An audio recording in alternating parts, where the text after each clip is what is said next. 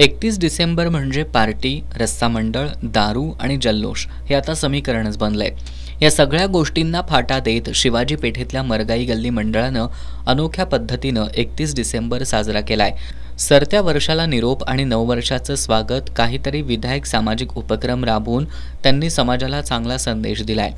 मागील 20 वर्षापासून त्यांनी ही परंपरा अखंडित ठेवली आहे. मंडळाच्या वतीनं आजपर्यंत कात्यायनी कुंड, रंकाळ्याची संरक्षक भिंत, हुतात्मा पार्क उद्यान, मसाई पठार आदी ठिकाणी स्वच्छता मोहीम राबवण्यात आल्या आहेत.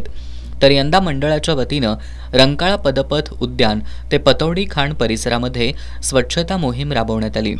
यावेळी मोठ्या प्रमाणात दारूच्या बाटल्या, प्लास्टिकच्या पिशव्या, चिप्स, वेफर्सची पाकिटं, गुटख्याच्या पुड्या मिळून आल्या.